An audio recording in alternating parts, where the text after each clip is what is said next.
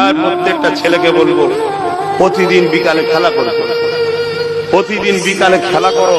বারবার বলছি, কত ইনকাম করবে?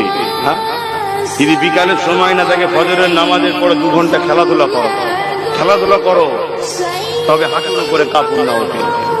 শরীর কিন্তু তোমার খারাপ হচ্ছে, এই ভেজাল খাদ্য তোমার শরীরকে ড্যামেজ করছে। তুমি এক্সারসাইজ করো, খেলাধুলা করো, ছুটোছুটি করো, তোমার শরীরের টেম্পার বাড়বে, ইমিউনিটি বুস্টার বাড়বে।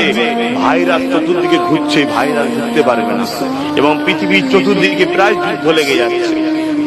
আর বড় বড় যুদ্ধ না হলেও ছোটখাটো যুদ্ধ তো প্রায় হচ্ছে, এখানে বোম ফাটছে, ওখানে গুলি হচ্ছে, এখানেই হচ্ছে।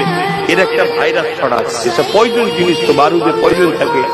এই এক্সারসাইজ করলে শরীরে ইমিউনিটি বুস্টার ক্ষমতা বাড়ে, বিমার সহজে তোমার শরীরে অ্যাটাক করবে না, এবং তোমার শরীরে সৌন্দর্য থাকবে, এবং তোমার নিজের মনে ফুর্তি থাকবে।